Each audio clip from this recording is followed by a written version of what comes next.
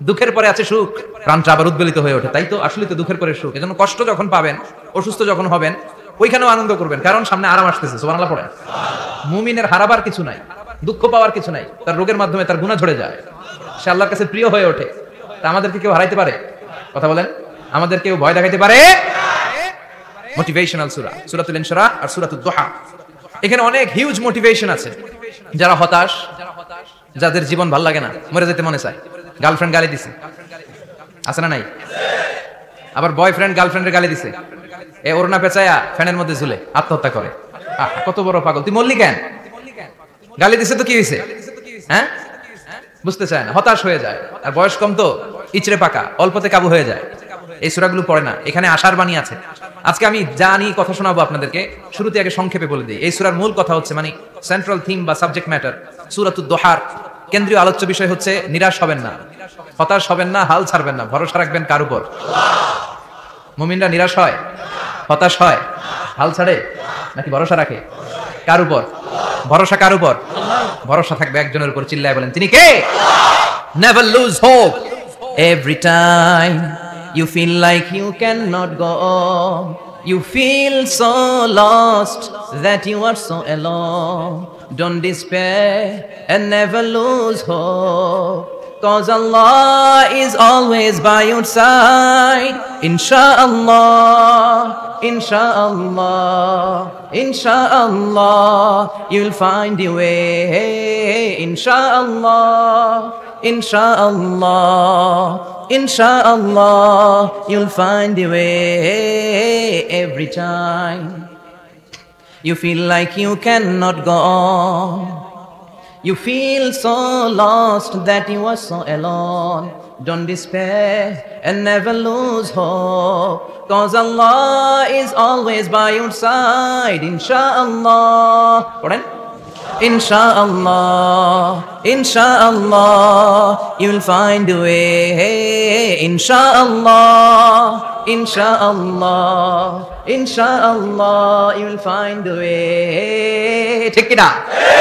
কি সুন্দর nasheed. Never lose hope, you will find your way. তুমি তোমার পথ খুঁজে পাবে। আমাদেরকে পথ দেখায় কে? আল্লাহ। এজন্য সূরাতুদ দুহার কেন্দ্রীয় আলোচ্য বিষয় হচ্ছে হতাশ হওয়া যাবে না, নিরাশ হওয়া যাবে না, হাল ছাড়া যাবে না, ভরসা রাখতে হবে একজনের উপর। চিৎকার করে বলেন, তিনি কে? হতাশ যারা, ফ্রাস্ট্রেটেড, আপসেট পিপল, তাদের জন্য, হতাশ ব্যক্তিদের জন্য এই সূরাটা একটা আলোকবর্তিকা, একটা আলোর মশাল। এই সূরাটা পড়লেই হতাশ ব্যক্তিরা মনে শান্তি পায়, আশা ফিরে পায়, দিক ফিরে পায়। ঠিক কি না? এই সূরাটা নাজিল হওয়ার একটা ব্যাকগ্রাউন্ড আছে, শুনবেন। বিষ্ণু ঈসা ইসলামের কাছে যখন ওহী নাজিল হতে শুরু করলো, বিষ্ণু ঈসা ইসলাম ওহীর কথাগুলো পৌঁছে দিতে লাগলেন। যাই নাজিল হতো বিষ্ণুনবী পৌঁছে দিতেন, বিশ্বনবী সাহাবাদের কাছে শেয়ার করে দিতেন। যেটাই নাজিল হতো তিনি পৌঁছে দিতেন, যেটাই, কারণ আল্লাহর আদেশ, ইয়া আইয়ুহার রাসূল বাল্লিগ মা উনজিলা ইলাইক। ও নবী, আপনার কাছে আমি ওহী থেকে যা নাজিল করি সব পৌঁছে দেন, একটাও গোপন করা যাবে? আল্লাহর কাছ থেকে বিশ্বনবী যে সমস্ত মেসেজ, ইনফরমেশন, তথ্য, রেভেলেশন ওহী পেয়েছে, একটাও কি বিশ্বনবী গোপন করেছে? সব প্রকাশ করে গিয়েছে, সব শেয়ার করে গিয়েছে। বিশ্বনবী শেয়ার করতে লাগলেন। সকালে যা নাজিল হয় শেয়ার করেন, দুপুরে নাজিল হয় শেয়ার করেন, রাতে নাজিল হয় শেয়ার করেন, শেয়ার করতে লাগলেন। কিন্তু কি অবাক করা কাণ্ড, হঠাৎ করে এই ওহী আসার ধারাবাহিকতা আল্লাহ বন্ধ করে দিলেন। ওহী আর আসে না, আকাশ থেকে নতুন তথ্য আর নামে না। ঘটনা কি? ওহী আসে না কেন? তথ্য আসে না কেন? জিব্রাইল আসে না কেন? কোন বর্ণনা এসেছে 15 দিন, কোন বর্ণনায় 1 মাস, 3 মাস, এমনকি 6 মাস পর্যন্ত বর্ণনা পাওয়া যায় যে বিশ্বনবীর কাছে 6 মাস ওহী আসে নাই। বিশ্বনবী তো অবাক, ঘটনা কি? ওহী নামে না কেন? আর ওহী না আসলে তো বিশ্বনবী শেয়ার করতে পারে না। এতদিন যা আসতো বলে বেড়াতো, এখন আসেও না, বলতেও পারে না। কাফির মুশরিকরা বিশ্বনবীর গালি দিতে শুরু করলো, মুহাম্মদের রব মুহাম্মদের ভুলে গেছে, মুহাম্মদের আল্লাহ মুহাম্মদের ছেড়ে দিয়েছে। বিশ্বনবীর চাচি আবু লাহাবের স্ত্রী উম্মে জামিল বলতে শুরু করলো, কি মুহাম্মদ, তোমার শয়তানটা তোমার কাছে আসে না? না, শয়তান দ্বারা তিনি জিব্রাইলকে বুঝিয়েছেন যে তোমার জিব্রাইল তোমার কাছে আসে না। এভাবে সবাই গালমন্দ করতে শুরু করলো যে মুহাম্মদের আল্লাহ মুহাম্মদকে ভুলে গিয়েছে। বিষ্ণু ঈসা ইসলাম নিজেও হতাশ হয়ে গেলেন, কি রে ওহী আসে না কেন? আমার কোনো ভুল হচ্ছে না তো? আমার কোনো অপরাধ হয়ে গেল না তো? আল্লাহ কি আমার উপর অসন্তুষ্ট হয়েছেন? আল্লাহ কি আসলেই আমারে ভুলে গেছেন? আল্লাহ কি আমাকে ত্যাগ করেছেন? তিনি কি আমার উপর রেগে আছেন? আমরাও মাঝে মাঝে এরকম হতাশ হয়ে পড়ি। এরকম হতাশ লোক আছে না নাই? কি রে, আমার দোয়া কবুল হয় না কেন? আল্লাহ আমার ডাকে সাড়া দেয় না কেন? আমার জীবনে এত দুঃখ কেন? আমার জীবনে তো ভালো কিছু হয় না, খালি সব কষ্ট আমার কেন? এরকম আছে না নাই? এরকম হতাশদের জন্য এই সূরাটা একটা আলোকবর্তিকা, মোটিভেশনাল সূরা। আলহামদুলিল্লাহ পড়েন। বিশ্বনবীকে আল্লাহ আশ্বস্ত করলেন আর এই সূরাটা নাজিল করলেন আর বললেন, ওয়াদ-দুহা, ওয়াদ-দুহা, দুহা মানে আলো, দুহা মানে আলো, প্রভাতের সূর্য কিরণের শপথ। Look up, the sunlight. It's a very beautiful day out there. ও নবী হতাশ হবেন না, বেরোন, সকালের সূর্যটা কত সুন্দর, কি ঝলঝলে পৃথিবী, ফকফকে আর তকতকে, দেখলেই মনটা ভরে যায়, ঠিক কি না? দোহা, দোহা মানে আলো, আশার আলো, সম্ভাবনার আলো। আমাদের জীবনে আলোর দরকার আছে না নাই? আলো না থাকলে আমরা বাঁচতে পারবো? আলো লাগে বড় ভালো। এই আজকে আলো না থাকলে আমরা দেখা যেত? এজন্য কোরআনকে আল্লাহ আলো বলেছেন। কোরআনকে কি বলেছে? কিতাবুন আনজালনাহু ইলাইকা লিতুখরিজান নাসা মিনাল যুলুমাতি ইলান নূর। Muhammad, I've revealed this holy Quran unto you to lead the mankind out of darkness into the light. অন্ধকার থেকে লাইট, লাইট মানে কি? আলো, আলোর দিকে নেওয়ার জন্য এই কোরআন পাঠিয়েছি। আবার বিশ্বনবীকে আল্লাহ নূর, নূরের সাথে তুলনা করেছেন।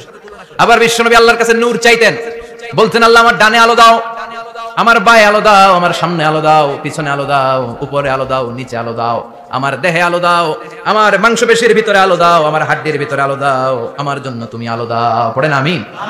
এজন্য আলো ছাড়া বেঁচে থাকা অসম্ভব। আল্লাহ তাআলা আলোর নামে সূরা দিলেন, সূরাতুদ দুহা, প্রভাতের আলো, প্রভাতের সূর্য কিরণের শপথ, আলোর শপথ। সুবহানাল্লাহ পড়েন। এরপর আল্লাহ বললেন ওয়াল লাইলি ইযা সাজা, আলোর শপথ, সকালবেলার সূর্য কিরণের শপথ। দ্বিতীয় আয়াতে আল্লাহ বললেন রাত্রিবেলার শপথ, যখন রাত্রিটা নিঝুম হয়, হয় নিস্তব্ধ, নিঝুম আর নিস্তব্ধ রাতের শপথ। তাহলে আল্লাহ আলোর কসম কাটলেন, তারপর অন্ধকারের কসম কাটলেন, ঠিক কিনা? আলো দ্বারা মূলত আল্লাহ তাআলা ওহীর আগমনকে বুঝিয়েছে, আর অন্ধকার দ্বারা আল্লাহ তাআলা ওহীর অনুপস্থিতি বুঝিয়েছে। এটা দিয়ে আল্লাহ বুঝাতে চাইলেন, ও নবী, কাফির মুশরিকরা আপনারা গালি দেয়, ওরা বলে যে আমি আপনার ভুলে গেছি, আমি আপনারে ত্যাগ করেছি, আমি আপনার প্রতি অসন্তুষ্ট। না না, আমি ইচ্ছা করে ওহী পাঠাই না, কারণ সব সময় আলো থাকলে ভালো লাগে না, কিছু সময় অন্ধকারের দরকার আছে না নাই? বুঝে শুনে উত্তর দিয়ে। 24 ঘন্টা আলো, 365 দিন খালি আলো আলো আরো আলো। যদি সূর্যের আলো সব সময় থাকে 365 দিন, ভালো লাগবে? রাতে ঘুমাবেন কেমন? আবার সব সময় ঘুটঘুটে অন্ধকার, আলো নাই, ভালো লাগে? ক্ষেত খামারে চাষ করা লাগবে না, বাজারে যাওয়া লাগবে না। তার মানে আলোরও দরকার আছে, অন্ধকারেরও দরকার আছে।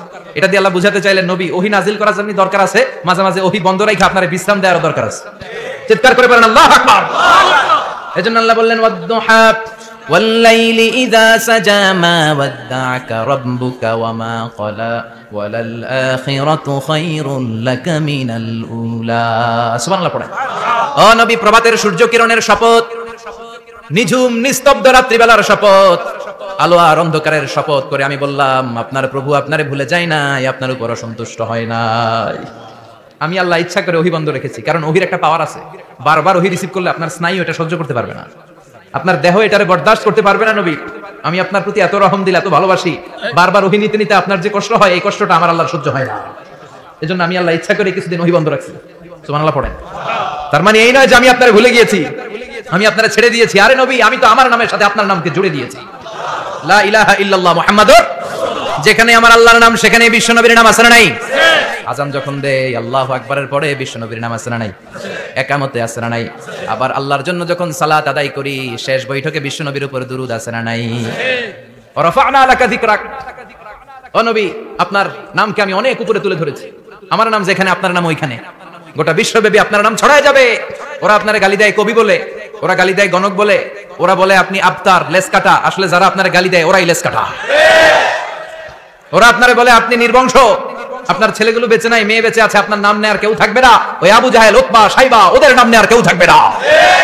আপনি লেস কাটা নন, আপনি নির্বংশ নন। ইন্না শানিয়াকা, চিল্লায় বলেন ইন্না শানিয়াকা। যারা আপনারে গালি দেয়, যারা আপনারা নিয়ে কটু কথা বলে, ওরাই লেস কাটা, ওরাই নির্বংশ। ওদের বংশকে আমি আল্লাহই নির্বংশ করে ছাড়ি। চিল্লায় বলেন ঠিক কিনা? ও নবী, মা ওয়াদ্দা'আকা রাব্বুকা ওয়া মা ক্বালা, আপনার রব আপনারে পরিত্যাগ করে নাই, আপনারে ভুলে যায় নাই, আপনারে ছেড়ে দেয় নাই। আপনার রব ইচ্ছা করেই ওহী নাজিল বন্ধ করে রেখেছে। আমি ইচ্ছা করেই আপনারে প্রেসার দিতে চাই নাই গো নবী, কারণ ওহী রিসিভ করা অনেক কঠিন। এটা আস্তে আস্তে আপনি অভ্যস্ত হবেন। সুবহানাল্লাহ পড়েন। ওহীর একটা পাওয়ার আছে না নাই? আমরা তো কি মজায় মজায় কোরআন পাইছি। এই যে কি সুন্দর কোরআন নিয়ে বসি, পড়ি, তাফসীর করি, কি মজার কোরআন। আহা, এই কোরআনটা রিসিভ করতে যে বিশ্বনবীর কত কষ্ট হয়েছে। এই কোরআনকে আল্লাহ বলেছেন এটা কাওলান সাকিলা, very heavy and weighty word. এটা অনেক ওজনওয়ালা কথা। ইন্না সানুলকি আলাইকা কাওলান, এটার অনেক ওজন। এই কোরআনটা যদি পাহাড়ের উপরে নাজিল করা হতো, পাহাড়গুলো দুমড়ে মুচড়ে ভেঙে টুকরো টুকরো হয়ে খান খান হয়ে যেত, ঠিক না? এত কঠিন বানিয়ে এটা। ও নবী, আমি আলোর সাথে ওহীর মিল ঘটিয়েছি, আলো দিয়ে ওহীকে বুঝিয়েছি। সূর্যের যেমনি কিরণ আছে, তেজ আছে, এই ওহীরও একটা তেজ আছে। এই তেজ, এই কিরণ আপনি সব সময় সহ্য করতে পারবেন না। এজন্য আমি ইচ্ছা করে কিছুদিন ওহী নাজিল করা বন্ধ করে রেখেছি। সুবহানাল্লাহ পড়েন। ইচ্ছে করে আমি নাজিল করি নাই, সব সময় নাজিল হলে আপনার ভালো লাগতো না। বুখারীর বর্ণনা, আয়েশা বলতেন শীতের রাতে, কনকনে মাঘ মাসের শীতের রাতে যখন বিশ্বনবীর উপর কোরআনের আয়াত নাজিল হতো, বিশ্বনবী ঘেমে ঘেমে একাকার হয়ে যেতেন। হাত্তা লা ইয়াতাফাসসাদু জাবিনুহু আরাকান, বিশ্বনবীর দাড়ি আর থুতনি বেয়ে ঝরঝর করে পানি পড়তো। আমরা কম্বল গায়ে দিয়ে থাকি আর বিশ্বনবী ঘামে। সুবহানাল্লাহ কইবেন না? এটা কওলান সাকিলা, অনেক ওজনওয়ালা কথা। আবার বিশ্বনবী যখন ওটের উপরে বসে থাকা অবস্থায় কোরআনের আয়াত নাজিল হতো, ওটের বুকটা মুহূর্তের মধ্যে বালুর মধ্যে, জমিনের মধ্যে লেগে যেত। ঘোড়ায় চড়া অবস্থায় বিশ্বনবীর কাছে যখন কোরআন নাজিল হতো, ঘোড়ার পা গুলো মরুভূমির বালুতে দেবে যেত। মাঝে মাঝে বিশ্বনবী সাহাবাদের রানের উপরে, পায়ের উপরে মাথা দিয়ে শুয়ে পড়তেন ক্লান্ত শ্রান্ত। যায়েদ বিন হারেসা বিশ্বনবীর পালক পুত্র, তার পায়ের উপরে মাথা রেখে বিশ্বনবী একবার কথা বলতে বলতে ঘুমিয়ে পড়লেন। ঘন্টাখানিক ঘুমালেন। যায়েদ বিন হারেসা বলে, আমার কাছে তেমন কোনো কষ্টই হচ্ছে না, বিশ্বনবীর মাথাটা খুব বেশি ওজন মনে হচ্ছে না। ঘন্টাখানিক পর বিশ্বনবীর চোখ খুললেন, আর খোলা মাত্রই ওনার উপর ওহী কোরআনের আয়াত নাজিল করতে শুরু করলো। কে? যায়েদ বিন হারেসা বলে, যখনই কোরআনের আয়াত নাজিল হতে শুরু করলো, আমার মনে হচ্ছে বিশ্বনবীর মাথাটা 50-60 কেজি ওজন বেড়ে গিয়েছে। বিশ্বনবীর মাথার ওজনে আমার পায়ের রান ফেটে যাবে, আমার পায়ের হাড়ি ফেটে যাবে, আমার পাটা ভেঙে খান খান হয়ে যাবে মনে হচ্ছিল। তার মানে কোরআনের আয়াত যখন নাজিল হয়, বিশ্বনবীর উপর একটা প্রেসার আছে না নাই? এজন্য আল্লাহ বললেন, নবী আমি আপনার ভুলে যাই নাই। কাফেররা যেমনি আপনার গালি দেয় যে আমি আপনার ভুলে গিয়েছি, আপনার উপর আমি অসন্তুষ্ট, নেভার, অসম্ভব। আমি আপনার উপর কখনো অসন্তুষ্ট নই, বরং আমি ইচ্ছা করি আপনার উপর থেকে প্রেসার কমিয়ে দেওয়ার জন্য কয়েকদিন ইচ্ছা করে আপনার ছুটিতে রাখছি। সুবহানাল্লাহ পড়েন, যাতে করে আবার এনার্জি গায়ে নেওয়ার পরে নতুন করে কোরআনের আয়াত রিসিভ করার জন্য আপনি সক্ষম হন। চিল্লায় পড়তে হবে আল্লাহু আকবার। এজন্য আল্লাহ বললেন, ওয়াদ-দুহা ওয়াল-লাইলি ইযা সাজা মা ওয়াদ্দা'আকা রাব্বুকা ওয়া মা ক্বালা ওয়ালাল আখিরাতু খায়রুল লাকা মিনাল উলা। এরপর আল্লাহ বললেন, নবী ওয়ালাল আখিরাতু খায়রুল লাকা মিনাল উলা, and verily indeed the hereafter is far better for you than this dunya. এই দুনিয়ার চেয়ে আপনার জন্য আখিরাতটা অনেক দামি। খায়রুল লাকা মিনাল উলা, এই দুনিয়ার চেয়ে আখিরাতটা অনেক শ্রেষ্ঠ। এতে আল্লাহ বললেন দুনিয়ার চেয়ে আখিরাত শ্রেষ্ঠ, আর এতে আল্লাহ বললেন দুনিয়ার চেয়ে আখিরাত হলো স্থায়ী। ঠিক কি না? বাল তু'থিরুনাল হায়াতাদ দুনিয়া ওয়াল আখিরাতু খায়রুন ওয়া আবকা। তোমরা দুনিয়ার জীবন নিয়ে পাগল পাড়া হয়ে থাকো, আল্লাহ বললেন দুনিয়ার জীবনের চাইতে আখিরাতের জীবন শ্রেষ্ঠ এবং স্থায়ী। ঠিক কি না? কার কথা? দুনিয়া স্থায়ী না আখিরাত স্থায়ী? দুনিয়া শ্রেষ্ঠ না আখিরাত শ্রেষ্ঠ? কিন্তু আমরা কোনটার পিছনে দৌড়াই? খালি দুনিয়া দুনিয়া। দুনিয়া কে মজা লে লো, দুনিয়া তোমারি হ্যায়। কিন্তু জান্নাত কে মজা লে লো, জান্নাত তোমারি হ্যায়, ওইটা কয় না। আছে না নাই? দুনিয়ার পেছনে পাগল হয়ে আমরা পড়ে থাকি। এই দুনিয়ার জীবনটা একটা মায়াজাল, এটা একটা মরিচিকা। এই মরিচিকা, এই ধোঁকা, এই লালসা আর এই মায়াজালের পেছনে আমরা ছুটছি। ছুটতে ছুটতে হুট করে একবার কবরের ভিতরে ঢুকতে হবে। কথা বলেন, তখন আমাদের টনক নড়বে। এজন্য দুনিয়া মুমিনদের জন্য শ্রেষ্ঠ আর স্থায়ী জায়গা নয়। মুমিনের আসল জায়গা হচ্ছে আখিরাত। মুমিনের শান্তি আর কল্যাণের জায়গা হচ্ছে আখিরাত। জান্নাত হচ্ছে মুমিনের শেষ ঠিকানা। চিৎকার করে বলেন ঠিক কি না? সেটাই বিশ্বনবী বললেন, নবী কাফির মুশরিকদের কথা আপনি কান দিবেন না, ওদের কথায় হতাশ হবেন না, নিরাশ হবেন না, হাল ছাড়বেন না, ভরসা রাখবেন কার উপর? কারণ ওয়ালাল আখিরাতু খায়রুল লাকা মিনাল উলা, এই দুনিয়ার জীবন ক্ষণস্থায়ী জীবন, চিরকালীন জীবন হলো আখিরাত। নবীরে কিভাবে আশ্বাস দিতেছে দেখছেন, অ্যাসিউরেন্স করতেছে, কনফার্মেশন। এই সূরাটা যে শান্তির সূরা, মোটিভেশনের সূরা, অনুপ্রেরণার সূরা, ইন্সপাইরেশন যে জায়গায়, প্রতিটা আয়াতে আপনি ইন্সপাইরেশন পাবেন। তো প্রতিটা আয়াতে আপনি উজ্জীবিত হবেন, সজীব হবেন, এনথিউজিয়াস্টিক এন্ড এনার্জেটিক হবেন, আপনি এনার্জি ফিরে পাবেন। আলহামদুলিল্লাহ পড়েন। এরপর বিশ্বনবীর আরো খুশি করার জন্য আল্লাহ বললেন, ওয়ালা সাউফা ইউতিকা রাব্বুকা ফাতারদা। ও নবী, অচিরে এমন এমন জিনিস আমি আপনারে দান করব, এগুলো পেয়ে আপনি খুশি হয়ে যাবে। কে বলে? কারে বলে? শুনতেছেন? বুঝতেছেন? কষ্ট হচ্ছে না তো? ওয়ালা সাউফা ইউতিকা রাব্বুকা ফাতারদা। অচিরেই এমন এমন জিনিস আমি আল্লাহ আপনারে দান করব। ওরা আপনারে গালি দেয়, ওদের কথা আপনার মন খারাপ, আপনি হতাশ, ভয় পাবেন না নবী, হতাশ হবেন না, নিরাশ হবেন না, আমার উপর ভরসা রাখেন না। এমন এমন জিনিস আমি আপনারে দেব, ফাতারদা, ওগুলো পেয়ে আপনি খুশি হয়ে যাবেন। সুবহানাল্লাহ পড়েন। আল্লাহর কাজই হলো বিশ্বনবীরে খুশি রাখা। Verily I'm going to give you something that will make you happy. এমন জিনিস আপনারা দেব নবী, আপনি খুশি হয়ে যাবেন। আল্লাহর কাজই হচ্ছে বিশ্বনবীরে খুশি রাখা। যেখানে বিশ্বনবীর মন খারাপ, ওইখানে বিশ্বনবীর আল্লাহ আছে না নাই? বিশ্বনবীর উপাধি দিয়েছেন আল্লাহ হাবিবুল্লাহ, কি দিয়েছে? আর সাইয়েদনা ইব্রাহিমের উপাধি খলিলুল্লাহ। দুইজনই আল্লাহর প্রিয়, দুইজনই উলুল আজমি মিনার রাসূল। কিন্তু খলিল মানেও বন্ধু, হাবিব মানেও বন্ধু। খলিল মানে এমন বন্ধু যেই বন্ধু আল্লাহরে খুশি করার জন্য কাজ করে, আর হাবিব মানে এমন বন্ধু যেই বন্ধুরে খুশি রাখার জন্য আল্লাহ নিজেই কাজ করে। কি শান, কি মান এই নবীর! আর ওই নবীরে গালি দেয়, এগুলো জাহান্নামের নরকীট আর পিতৃ পরিচয়হীন জারদ সন্তান। As a father, as a teacher, As a commander, as a lawgiver, as a lawmaker, as a reformer of the society, Muhammad is the Superman of the world. উনি সুপারম্যান, উনি অসাধারণ ব্যক্তিত্ব, আনপ্যারালাল পার্সোনালিটি। ওনার জীবনী নিয়ে পড়া শুরু করলে এটা শেষ হয় না। বিয়ন্ডলেস, বাউন্ডলেস, বটমলেস, এটা তলাবিহীন সাগর। বিশ্বনবীর জীবনী একটা সাগর, কিন্তু সাগরের কি নাই? সুবহানাল্লাহ কইবেন না? এই বিশ্বনবীর খুশি রাখা কার কাজ? যেখানে বিশ্বনবী হতাশ, যেখানে বিশ্বনবীর মন খারাপ, বিশ্বনবীর মন ভালো করে দেয় কে? এজন্য আল্লাহ বলেন, ওয়ালা সাউফা ইউতিকা রাব্বুকা, অচিরেই আপনার রব আপনাকে এমন এমন জিনিস দান করবে নবী, এগুলো পেয়ে আপনি খুশি হয়ে যাবেন। কিভাবে নবীর আল্লাহ খুশি রাখবে শুনবেন? শুনবেন? দেখেন, খেয়াল করে বুঝতে হবে কিভাবে আল্লাহ তাআলা বিশ্বনবীকে খুশি করেন। দেখেন, বিশ্বনবীর প্রথম কোথায় খুশি করলেন? বিশ্বনবী মক্কার জমিনে দাওয়াতি কাজ যখন শুরু করলেন, তিনি দেখলেন বিশ্বনবী খুব ভালো অ্যানালাইসিস করতে পারতেন। তিনি মক্কার সোসাইটিটাকে, সমাজটাকে বিশ্লেষণ করে অ্যানালাইজ করে উনি দেখলেন যে এই মক্কায় দাওয়াতি কাজের একটা শক্ত অবস্থান নিতে হলে দুইজন লোকের একজন আমার চাই। সুবহানাল্লাহ পড়েন। কি বিশ্লেষণ শক্তি, কি চিন্তা শক্তি! উনি ঘেটে ফেললেন, উনি বুঝে ফেললেন সবাইকে দেখে যে দুইজনের একজন আমার সাথে না থাকলে আমার দাওয়াতি কাজ চালানো কষ্ট হয়ে যাবে। এজন্য গভীর রাতে তাহাজ্জুদের নামাজ শেষে আল্লাহর কাছে কেঁদে কেঁদে বিশ্বনবী দোয়া করে, আল্লাহুম্মা আইজ্জাল ইসলাম বি আহাব্বির রাজুলাইনি ইলাইক। আল্লাহ, দুইজন লোকের, যেই লোকটারে তোমার দরবারে মকবুল মনে হয়, ভালো লাগে, পছন্দ হয়, তাদের একজনকে ইসলামের ভেতরে ঢুকিয়ে দিয়ে ইসলামকে তুমি বিজয় দান করে দাও। ও আল্লাহ, দুইজনের একজনকে আমার চাই। একজন হলো আবি জাহাল ইবনে হিশাম, হিশামের বেটা আবু জাহাল, আও উমর ইবনুল খাত্তাব, অথবা খাত্তাবের বেটা উমর। সুবহানাল্লাহ পড়ে। সাথে সাথে দোয়া কবুল করলো কে? কার জন্য করলো? নাকি আবু জাহেলের জন্য? আবু জাহেলের চোখের সামনে পর্দা ছিল, ও পর্দা সরায় না। ওর অন্তরে পর্দা, ও পর্দা উঠে সত্যটা দেখতে চায় না। এজন্য ওর জন্য গোটা বিশ্ববাসীর আছে ঘৃণা। ও যেখানে মারা গেছে, ওর যেখানে জন্মস্থান, ওইখানে সৌদি সরকার ল্যাট্রিন বানাই দিচ্ছে, ঘৃণার প্রতীক। ওইখানে তো অন্য কিছু বানাইতে পারতো, ল্যাট্রিন বানাইতে যাবে কেন? গোটা বিশ্বের মানুষ যায় যেন এটা ভরাই দিয়ে আসতে পারে। কথা বলেন। এই বেয়াদবটার জন্য আল্লাহ দোয়া কবুল করে নাই। ওমরে ফারুক রাগী ছিলেন, কিন্তু সত্য প্রকাশে, সত্য গ্রহণে আপোষহীন। সত্য দেখলেই উনি মেনে নিতেন। এটা জাহেলি যুগে ওনার মধ্যে এই গুণ ছিল। আল্লাহু আকবার। বিশ্বনবীকে দেখে দোয়া করে, আল্লাহ, মক্কার জমিনে এই দুইজনের একজন যদি কালেমা না পড়ে, মক্কার জমিনে দাওয়াতি কাজ চালিয়ে যাওয়া কঠিন হয়ে যাবে। হয় হিশামের বেটা আবু জাহেল কিংবা খাত্তাবের বেটা ওমরকে তুমি ইসলামে ঢুকাও। আল্লাহ ওমরের জন্য দোয়া কবুল করলেন। বিশ্বনবী তখনও বুঝতে পারেন এই দোয়াটা কার জন্য কবুল। হঠাৎ ওমরে ফারুক বিশাল একটা নাঙ্গা তলোয়ার নিয়ে বিশ্বনবীকে হত্যা করার জন্য ছুটে এলো। বিশ্বনবী তখন মক্কার আরকাম ইবনে দারুল আরকামের ঘরে সাফা পাহাড়ের পাদদেশে লুকিয়ে লুকিয়ে দাওয়াতি কাজ করতেন। আশেপাশে সাহাবীরা বসা। বিশ্বনবীর চাচা হামজা ইবনে আব্দুল মুত্তালিব বললেন, নবী তাড়াতাড়ি পালিয়ে যান, ওই যে দেখা যায় ওমরে ফারুক তলোয়ার নিয়ে আপনারে মারতে আসছে। বিশ্বনবী বললেন, চাচা সরে যান। সাহাবীদেরকেও সরে যেতে বলেন, দরজাটা খুলে দেন, ওমরকে আসতে দেন। আমার তো মনে হচ্ছে ওই যে তাহাজ্জুদের নামাজ পড়ে আল্লাহর কাছে কেঁদে কেঁদে আমি দোয়া করেছি, আমার দোয়াটা আজকে কবুল হতে চলেছে। আমার তো মন বলছে আল্লাহ দোয়াটা কবুল করবে। দরজা খুলে দেন। ওমর ফারুক চলে আসলেন, এসে তলোয়ার রেখে দিয়ে আঙ্গুল উঁচু করে বলেন, আশহাদু আল্লা ইলাহা ইল্লাল্লাহ, আশহাদু আন্নাকা মুহাম্মদ রাসূলুল্লাহ।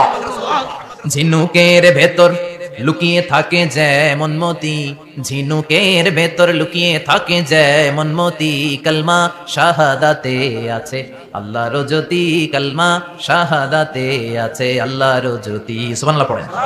কি আল্লাহর জ্যোতি এসে ওমরে ফারুকের হৃদয়টাকে নুরানি করে দিল। তিনি তলোয়ার রেখে ঘোষণা দিলেন, আশহাদু আল্লা ইলাহা ইল্লাল্লাহ ওয়া আশহাদু আন্নাকা মুহাম্মদ আব্দুল্লাহ ওয়া রাসূলুহু। বিশ্বনবী খুশি হয়ে গেলেন। ফাতারদা ওয়ালা সাউফা ইউতিকা রাব্বুকা ফাতারদা। ও নবী, অচিরেই এমন এমন জিনিস একটার পর একটা আমি আপনারে দান করব, এগুলো পেয়ে আপনি খুশি হয়ে যাবেন গো নবী।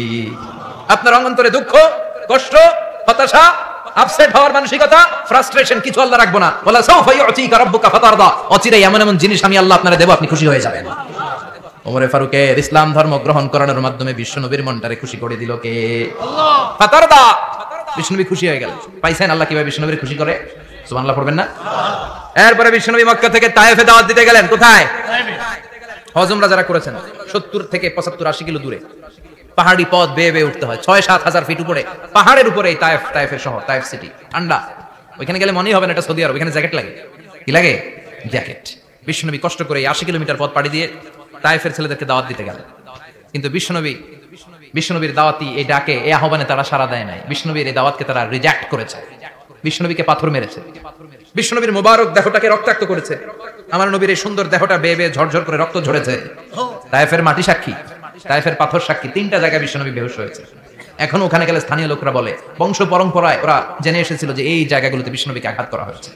এখনো লোকজন দেখায় এখানে পড়েছিল বিশ্বনবী, ওখানে পড়েছিল, ওখানে পড়েছিল, ওই খেজুর বাগানে বিশ্বনবী লুকিয়েছিল, আজও ওখানে খেজুর বাগানই করে রাখছে। আল্লাহু আকবার পড়েন। খেয়ে না খেয়ে দিন প্রচারের কাজে নিজেকে দিয়েছ বিলিয়ে, তায়েফের কাফিরেরা চিনল না সে আলো, দুষ্ট ছেলেদের পিছু দিল লেলিয়ে। পাথরের আঘাতে ক্ষত বিক্ষত হয়ে সারা শরীর থেকে রক্ত ঝরে। হে রাসূল তোমাকে ভুলি আমি কেমন করে, হাজার ব্যথা বেদনার পরে।